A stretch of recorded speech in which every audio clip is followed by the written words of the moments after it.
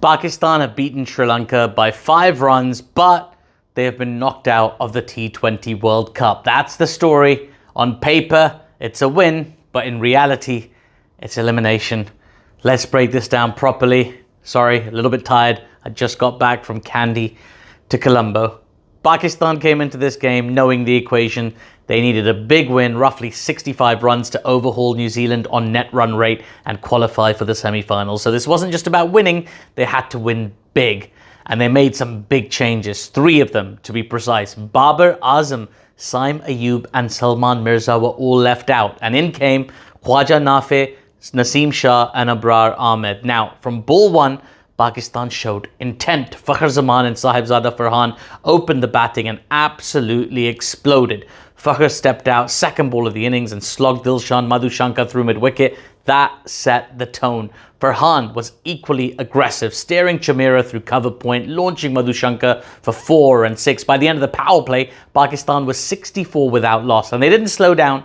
The partnership reached 176 in 15.5 overs. That is now the highest partnership for any wicket in T20 World Cup history. It surpassed the 175 put on by Finn Allen and Tim Seifer earlier in the tournament. Now, Farhan brought up his 100 of 59 balls. It was his second century of this World Cup. No one else ever has scored more runs or more than 100, in a single edition of the tournament. He also broke Virat Kohli's record for most runs in a T20 World Cup. Virat Kohli made 319 in 2014. Sahibzada Farhan finishes this tournament with 383, record-breaking. Little bit empty based on what happens next, but we'll get there in sequence. Fakhr Zaman made 84 of 42 balls. This was so impressive, brutal, clean hitting. At one stage, Pakistan looked like they were cruising towards 220, 230, maybe even more. And that was crucial because they needed to restrict Sri Lanka to a score, which ended up being 147 or below.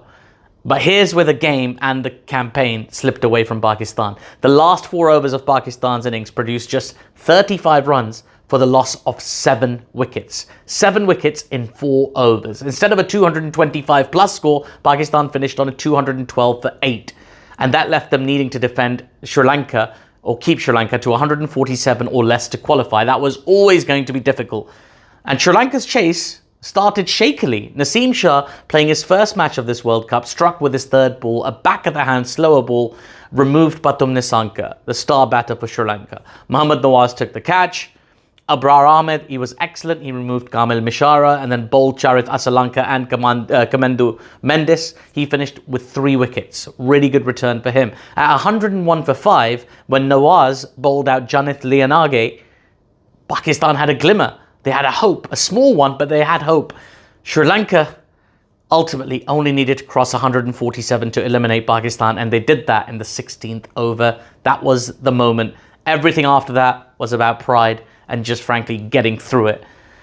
Dasun Shanaka, though, was not interested in pride or getting through it. He wanted the win. Pavan Rathanayake and Shanaka changed the momentum completely. Rathanayake brought up his 50 of 32 balls in a burst of 10 deliveries. They hit 4s and 6s and just piled on the pressure on the Pakistani bowlers. Sri Lanka needed 53 from the last 4 overs. Shaheen Afridi bowled a tight 18th over and removed Rathanayake, but Shanaka kept going. With 46 needed off 12, he hit 2 6s off Shadab in the 19th. Then came the final over. I was on commentary. It was very exciting, genuinely. Sri Lanka needed 28 off the final over. Shanaka went 4, 6, 6, 6. Suddenly, it was 6 needed from 2 balls. Afridi went full and wide outside off. Shanaka tried to reverse, couldn't connect. 6 needed off 1. Afridi went full and wide again. Shanaka left it expecting a wide. It was extremely tight. The umpire did not call it. Game over. Sri Lanka finished 5 runs short on 207 for 7. And Shanaka unbeaten on 76 from 31 balls. Pakistan win the match, but they're out of the World Cup. That's the reality. Now, from a Pakistani perspective, this is going to sting because this was finally a performance that had quite a few positives in it, but it came way too late in the tournament. Farhan had a historic campaign, 200s, 383 runs across the tournament, a world record partnership. These are serious achievements. Fakhr looked like the Fakhr of old, fearless, clean striking. Abrar showed control and wicket-taking ability. A reminder, those two players didn't even feature in the last game for Pakistan. Naseem Shah, who also didn't feature, made an immediate impact. But tournaments aren't won on one game. They're not lost in one game either. Pakistan needed a 64-run win today because of what happened earlier in the group. Net run rate doesn't suddenly become important at the end. It builds over the course of that stage of the tournament. And in the end, New Zealand are the team that qualify alongside England from Group 2. Pakistan leave with a 5-run win and elimination.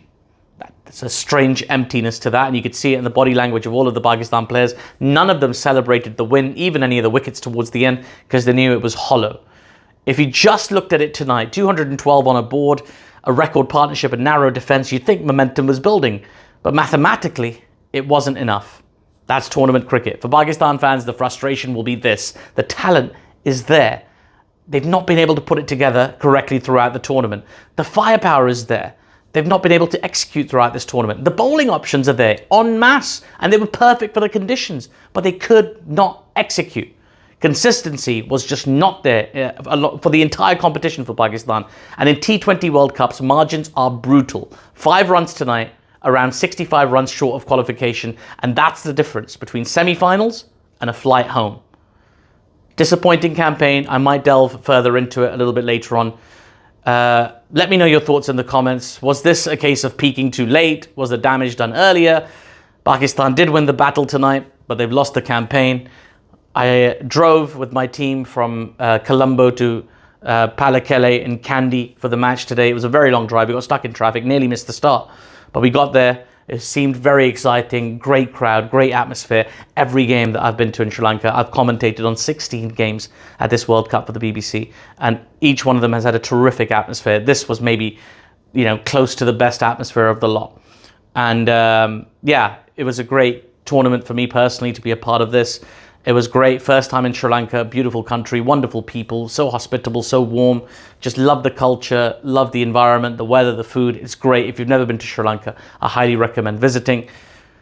Pakistan, though, well, they're going to be leaving Sri Lanka tomorrow, heading back, and they have a 3-match series coming up against Bangladesh, and then eventually the PSL after that as well. So there'll be lots to crack on with and try and distract themselves. Maybe they can take some inspiration from England, who took a hammering in the Ashes and are now in the semi-finals of this T20 World Cup. So narratives in modern cricket can change very quickly. But what did you think of this Pakistan performance? What would you change? Are there players you'd like to just put away forever? I'm not usually in that camp, but I've got some thoughts. I will share them in a forthcoming video. But for now, thank you so much to everybody who's watched my videos through this World Cup, who's shared them, who's liked them, who's posted comments on them, even the mean ones. I appreciate you engaging with my content. Thank you so much. If you have enjoyed any of it, please do leave it a like, leave some comments, subscribe to the channel, check out my other social media platforms as well.